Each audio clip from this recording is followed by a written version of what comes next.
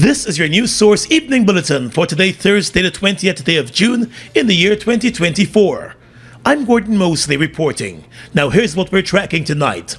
While indicating that the government is still awaiting details from the U.S. government on its investigations that led to the sanctions against billionaire businessmen Nazar and Azruddin Mohammed and Permanent Secretary May Thomas, President Irfan Ali today said the businesses related to the Mohammeds have been suspended. At the State House press conference this afternoon, President Ali said while he is unaware of whether the gold trading license for the Mohammeds has been revoked, he knows that the Guyana Gold Board and other government agencies have all suspended their dealings with the Mohammeds and their companies. Everything is suspended. Let's make this very clear. All transaction with the Gold Board, everything is, as I said, there's a process, Gordon. The rule of law is the rule of law. I don't intervene in the process. There is due process in everything. And that process is ongoing. That process is ongoing. Maybe one process is simpler to activate than the other process. But what you need to understand is that the substance of the sanction, which is doing business, integrating in the business, has been adhered to. The substance of the sanction. Now the process on dealing with all the existing license and all of these things, that is a process that the agencies are going through. President Ali said local authorities intend to conduct their own probe once the information is received from the U.S. authorities. Last Friday, the U.S. ambassador to Guyana, Nico Therio, confirmed that the U.S. government has received the request from Guyana. President Ali said the Guyanese authorities really cannot operate without the information, although some government agencies are taking actions of their own based on information in the U.S. Treasury Department report. The government is awaiting the information set. As of now, what has been said in the report is the issue of tax evasion, that we have to get the information. GRA has requested information. The Ministry of Finance has requested information. We can't operate without the information.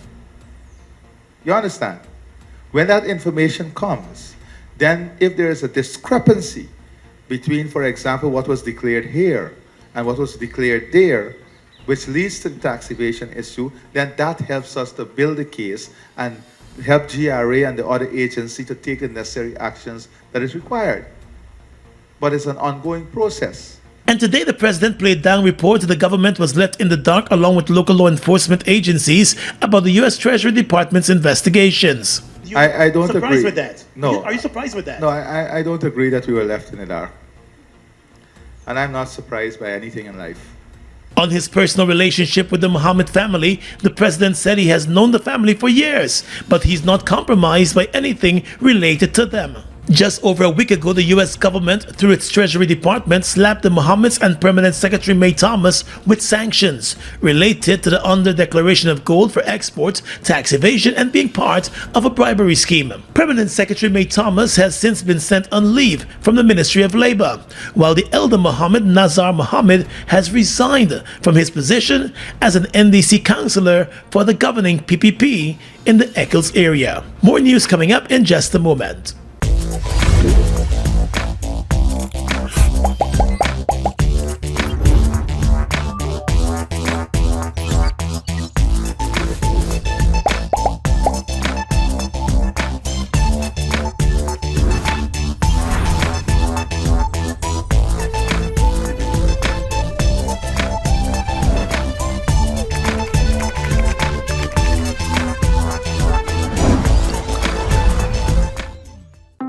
It's one of your biggest goals, getting your own home, where memories are made, where happiness lives. You may feel that home ownership or renovation is beyond your reach, but we at Republic want you to know that there's always a way. Ask us about our suite of mortgages. Let's help make your housing wishes come true. Or advise on how the equity in your existing home can finance other dreams and goals. Call or go online to learn more.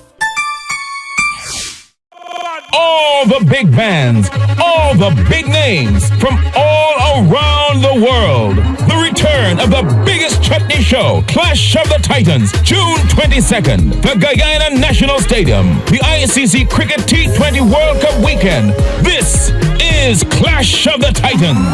One big stage, one big night, over 7 big bands, over 40 artists performing June 22nd, the Guyana National Stadium. This is Clash of the Titans.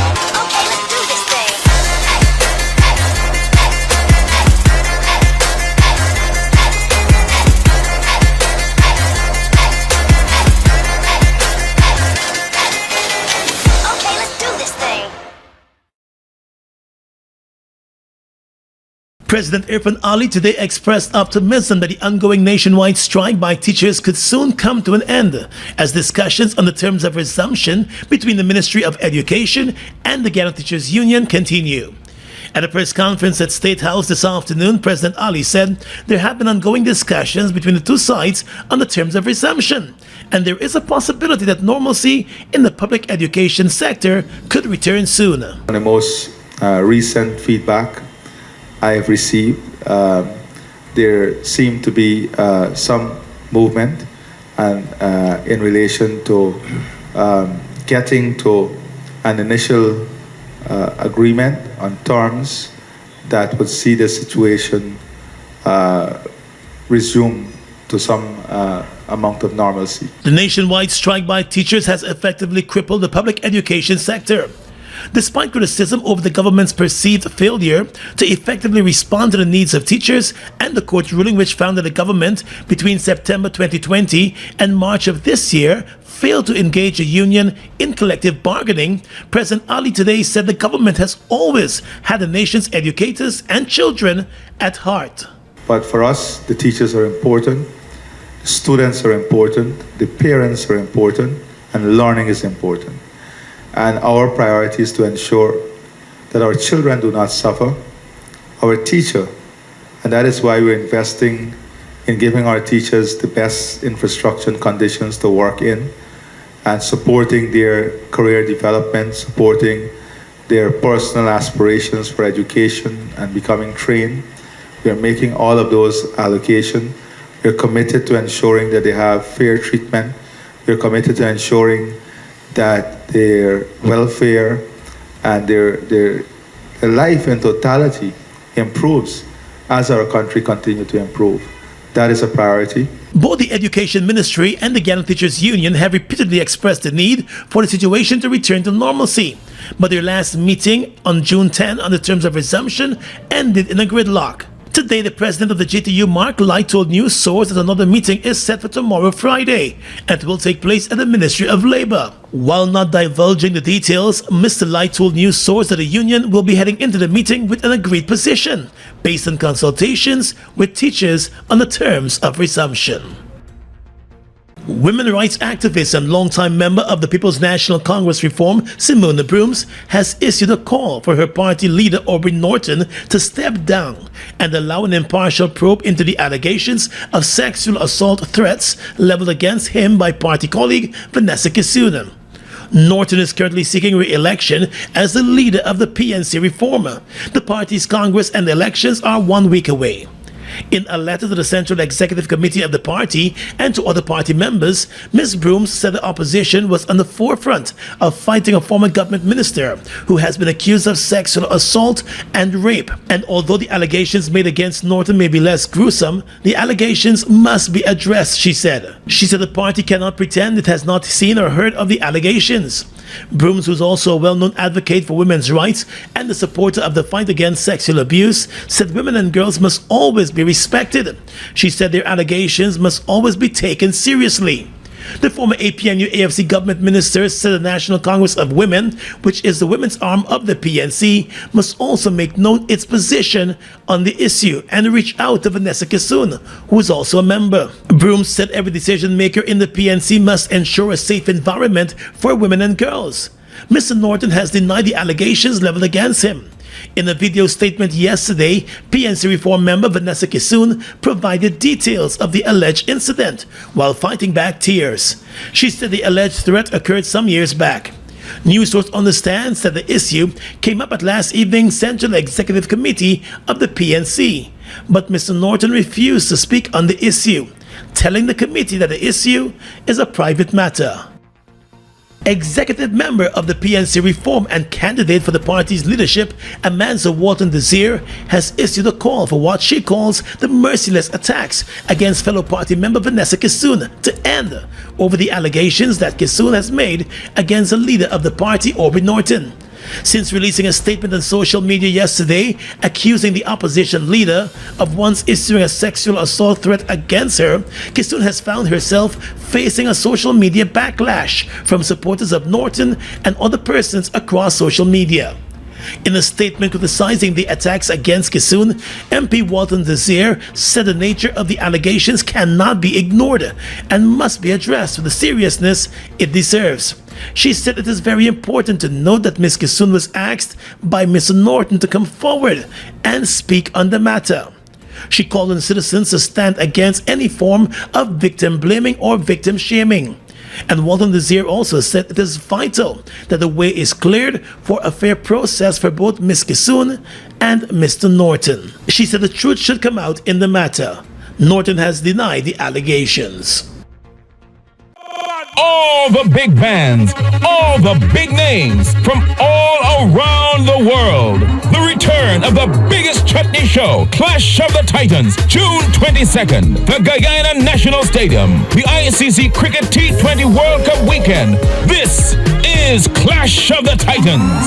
One big stage, one big night, over 7 big bands, over 40 artists performing June 22nd, the Guyana National Stadium. This is Clash of the Titans. I wonder what I'm you know, man. Jesus. Wamlin then? Look like you got the whole of Guyana in your shoulder, boy. But right now me had speed him, boy. Guess who come last night and disturbed me for me sleep and telling me why she ain't got nowhere to stay and want to stay here? Who? Dulce. Dulce?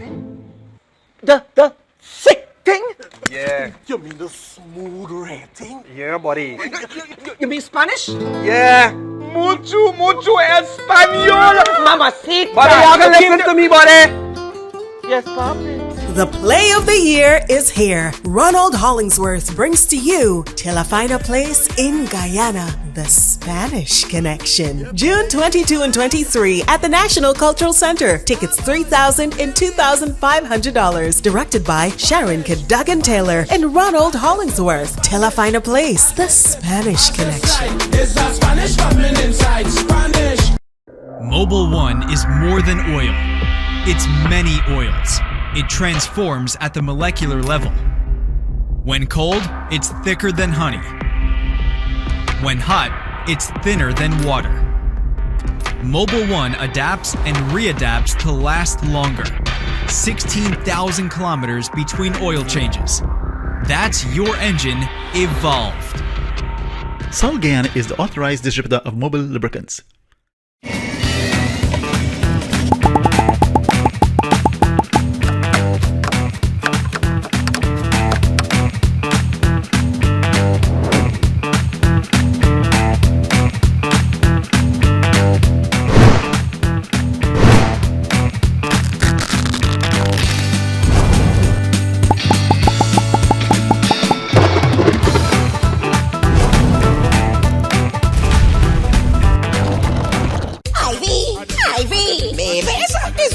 you. You? You're heartless. Wait, what? Last year I lent you my money, my weight plus babysit your grandchildren. That mean you got to throw it in my face? And you went to the band's birthday and had a grand time. That is the best party I ever went to as a big woman. I could just imagine how nice the party was. No, you almost give me heart attack telling me you bringing them children again. No. Me in missing the niceness. But how we going and enjoy the band's birthday?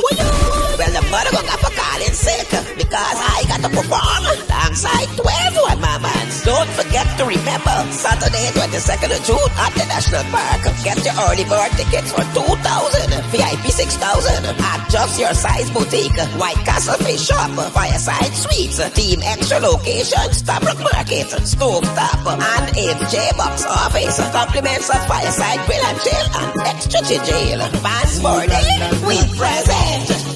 Let's go dancing. Prominent attorney at law and former chairman of the Alliance for Change, Nigel Hughes, has accepted the nomination and has officially joined the running to be the next leader of the Alliance for Change. AFC executive member David Patterson, who was also nominated for the position of leader, has declined the nomination and has thrown his support behind Mr. Hughes. Patterson has since accepted the nomination for chairman of the party, and Nigel Hughes will be supporting him for that position. With Hughes accepting the nomination for leader, it means that the race for leader will be between him and Party General Secretary Sherrod Duncan, who has also accepted nomination for the position. In a joint statement last night, Nigel Hughes and David Patterson thanked the various groups that have nominated them for various positions within the party structure. Both Hughes and Patterson explained that they believe it is in the best interest of both the AFC and the country not to compete against each other, but to present a united front. They explained that their acceptance of nomination for the positions of leader and chairman respectively will also unify their party, the Alliance for Change. Mr. Hughes said he's humbled by the nomination and is looking forward to serve his party and the country. The AFC is set to host its national conference next weekend, where it will elect new leadership. A 20-year-old security guard who was on duty at a car dealership back in March when his firearm went off accidentally, resulting in the shooting death of 18-year-old Jared Jagnandan, has been charged for manslaughter. The accused, Deandrell Sample of West Coast Berbice, appeared in court this morning to face a manslaughter charge. He was not required to enter a plea during his appearance before Magistrate Fabio Azor. The accused was granted bail in the sum of $1 million. He has also been ordered by the court to surrender his passport. An earlier police report of the incident stated that on the afternoon of the 21st of March this year at Shaft Auto Sales in Lusignan, the security guard was standing a short distance away from the 18-year-old who worked at the auto sales company when his gun suddenly went off. The teenage worker Jared Jagnandan fell to the ground and the wound was noticed on his body. He was rushed to the Woodlands Hospital where he died while being treated. The dead youth's family members have been pushing for a thorough investigation and have threatened a civil lawsuit against the security company that employed the 20-year-old as an armed guard and the auto sales company where their son worked. 7 months after they left their homes, there has still been no sign of the 4 fishermen. They went missing at sea during a voyage to help another vessel in distress. But their families remain hopeful that with a little more effort from the local authorities, their loved ones could be brought home. The daughter of one of the missing fishermen, Hazina Bahadur, told News Source that she remains hopeful that her father, Hazrat Razak, is still alive. Razak, along with Cecil Prasad Vikram Singh and Warren Yipsam, went missing in November of last year after they ventured out to sea to render assistance to another vessel after receiving a distress call. In an effort to locate the fishing vessel, Asaya 1 and its 4-member crew, the Coast Guard of Guyana, launched a search and rescue operation. But despite many weeks of searching, there was no sign of the vessel or the men. They never found the boat, so we're still holding on to hope that they're still somewhere. Hope if they're being captured, we're begging for their release. We hope wherever they are, they're safe and they're going to come back to us soon. There's no evidence that was shown that anything happened to them. So we're still hoping that they would come back. The daughter is asking for anyone with information to come forward. She's also seeking more assistance from the Coast Guard and the government with the investigations. Since asked them to check in Trinidad, they did. They said that they're not there. We asked them to check in Venezuela, but due to the issue with Guyana and Venezuela, they weren't able to do it at that moment. So this March, we went back asking them to check again since there's no issue with us and them, and we haven't gotten a response from the Ministry of Agriculture as yet. The family has also been trying to reach out to the Agriculture Ministry, but the daughter complained that they got no response. She believes the government is not treating the matter with the level of seriousness it requires. Father, somebody's brother, somebody's husband, somebody's son, and we all have feelings for our own. And I believe that if it was somebody relating to the ministry, any one of them, they would be more invested in this story. And I think we didn't get enough from them. The only person that spoke to us or we spoke to was the Minister of Agriculture, no one else. We tried reaching other ministers and we didn't get to. And Father's Day is coming up and it will be 7 months on that day that we haven't heard or seen our loved ones. And I hope that the government could look into this a bit more and give us some kind of satisfaction that they actually are trying more. It was noted that the fishermen were all breadwinners for their families, and it has been extremely tough for those families since the men went missing. Last December, the government, through the Ministry of Agriculture, provided the families of the 4 fishermen with food hampers and $150,000 in cash to assist them. But that has all since ran dry. Ivy, baby, something's wrong with you. You're heartless. Wait, what? Last year I lent you my money, my weight plus babysit your grandchildren.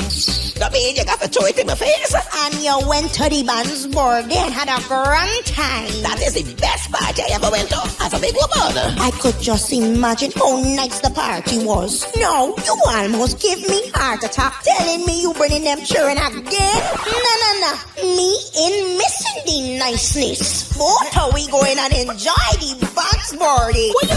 Well, the mother got for calling sick because I got to perform alongside 12 one mamas. Don't forget to remember Saturday 22nd of June at the National Park. Get your early bird tickets for $2,000, VIP $6,000. Adjust your size boutique, White Castle Fish Shop, Fireside Suites, Team Extra Location, Stabrook Market, Stove Top, and MJ Box Office. Compliments of Fireside Grill and Chill and Extra Jail. Fans for day, we present.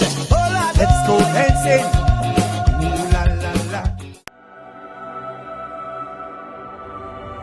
Look at the breathtaking beauty of the Essequibo. From its pristine rivers to its abundant resources, it's a treasure that belongs to Guyana, and we ask Venezuela to respect the rule of international law.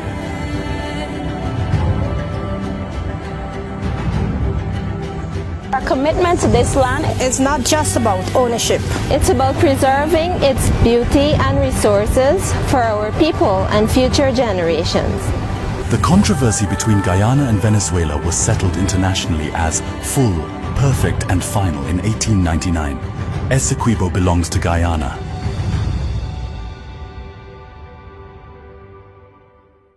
Guyana's economy is rapidly transforming, and we're all part of it.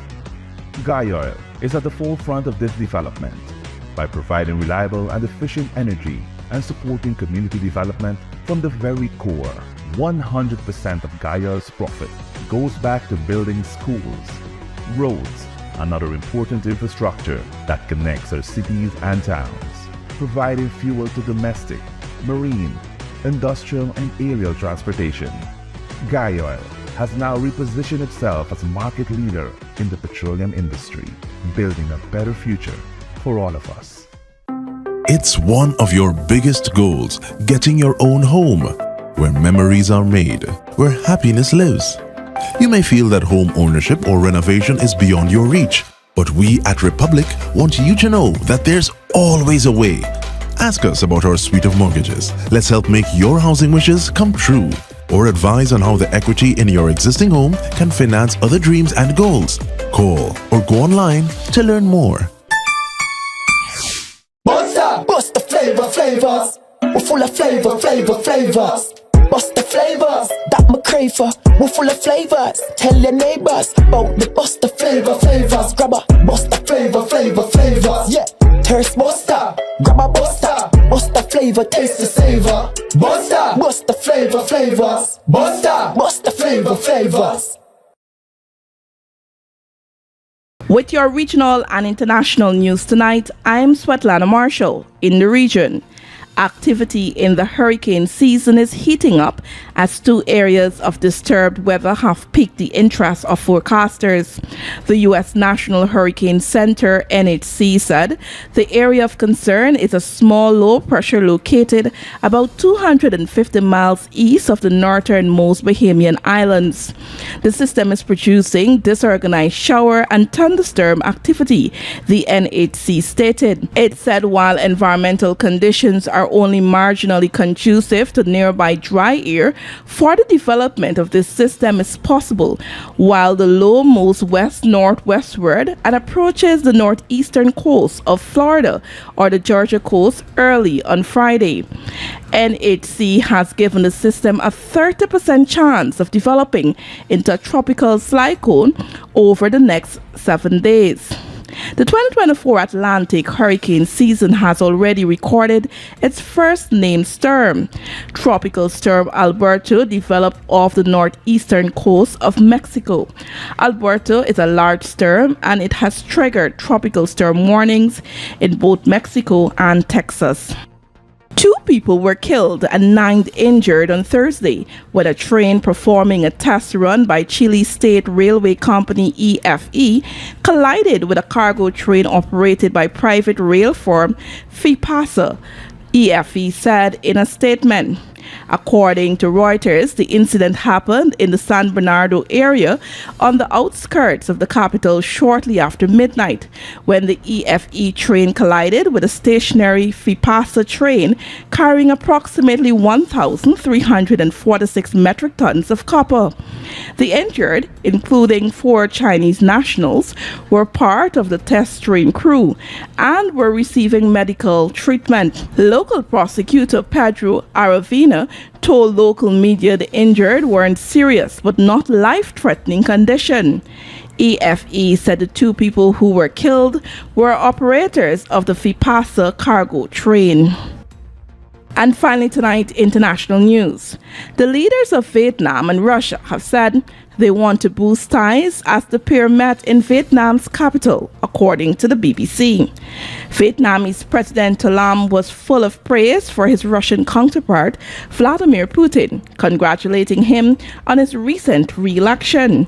Mr. Putin in return said strengthening a strategic partnership with a Southeast Asian country was one of Russia's priorities. His trip to Vietnam, which comes on the heels of his lavish visit to North Korea, is being interpreted as a demonstration of the diplomatic support Russia still enjoys in the region. The United States has criticized the visit for giving a platform for President Putin to promote his war of aggression in Ukraine. Vietnam still values the historic ties it has with Russia, even as it works to improve its relationship with Europe and the US. And that's your News Source Evening Bulletin for tonight. I'm Svetlana Marshall reporting and encouraging you to stay safe.